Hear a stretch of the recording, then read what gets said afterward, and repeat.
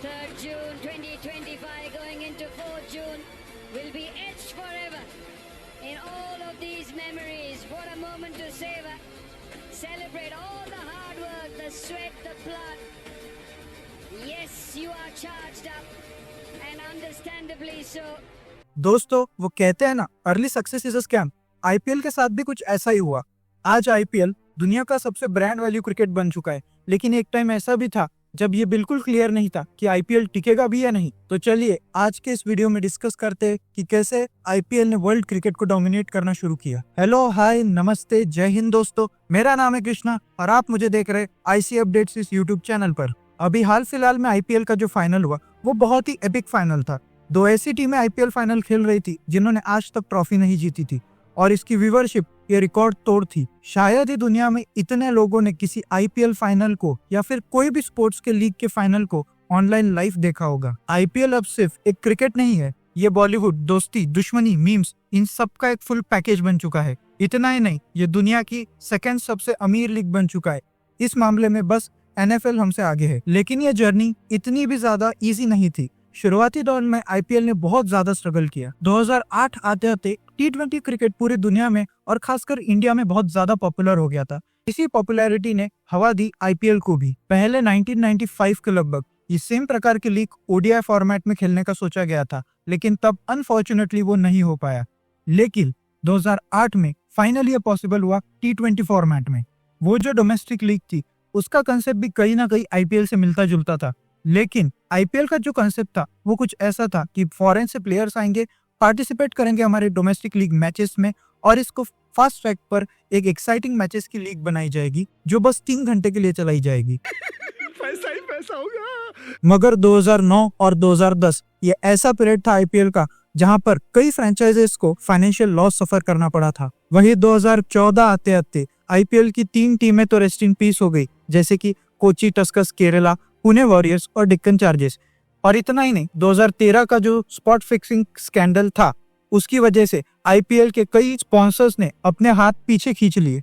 मगर इतना सब होने के बाद भी आईपीएल का क्रेज कम नहीं हुआ। आईपीएल धीरे धीरे अपने आप को इकोनॉमिकली स्ट्रांग बनाता गया, अपनी जड़ें मजबूत करता गया और अब आईपीएल से जनरेट हुआ रेवेन्यू इंडियन इकोनॉमी में भी कंट्रीब्यूट करने लगा है। 2015 में आईपीएल से जनरेट हुआ रेवेन्यू इंडियन इकोनॉमी में यानी कि इंडियन जीडीपी में लगभग 182 बिलियन डॉलर्स का कंट्रीब्यूशन दिया था।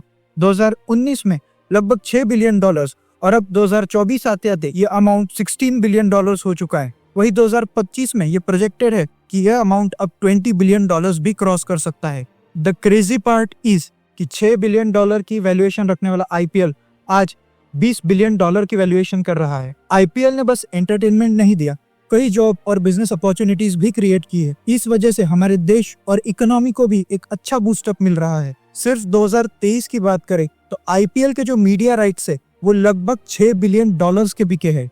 कई डोमेस्टिक प्लेयर्स के लिए ये लीग उनकी लाइफ सेट करती है।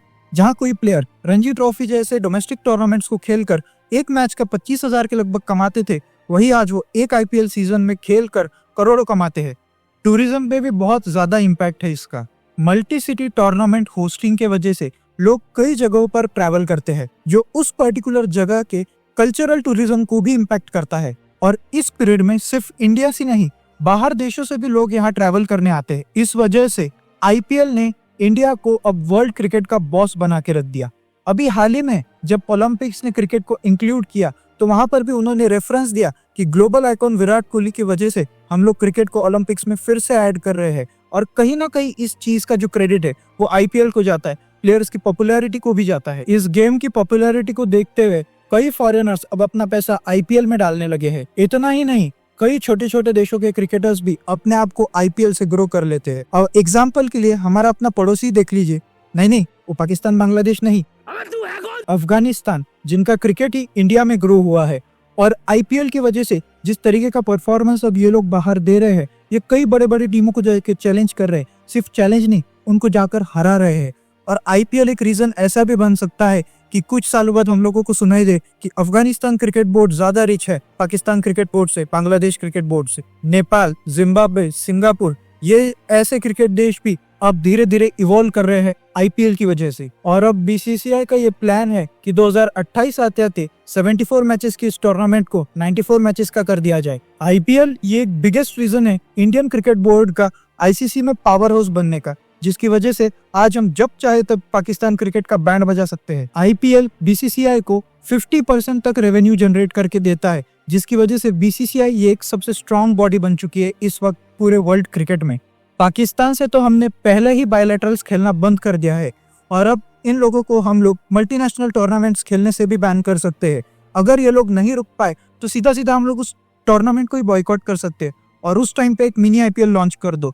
साला जब ब्रॉडकास्टर्स इधर रहेंगे तो फिर जिस टूर्नामेंट में ये लोग खेल रहे हैं उसका फायदा ही क्या। इंडिया का ये एक डोमेस्टिक लीग का आइडिया आज सक्सेसफुली कन्वर्ट हो चुका है दुनिया के बिगेस्ट ब्रांड में, और अब यही ब्रांड हम लोगों को काफी हद तक हेल्प कर सकता है पाकिस्तान बांग्लादेश जैसे क्रिकेट बोर्ड्स को पूरा खत्म करने में। ये लोग आधे नंगे तो वैसा ही है यार, जिसका रिजल्ट हम लोगों ने अभी हाल ही में हुई चैंपियंस ट्रॉफी में और आईपीएल ऑक्शन में देख लिया है। अब इन लोगों को पूरे कपड़े फाड़ के मारने का टाइम आ गया है। अगर आप लोगों को ये वीडियो अच्छी लगी होगी तो इसको लाइक करना, चैनल को सब्सक्राइब करना और शेयर करना अपने दोस्तों तक। अगले वीडियो में हम लोग एक और जबरदस्त कंटेंट लेकर आएंगे। तब तक के लिए जय हिंद दोस्तों।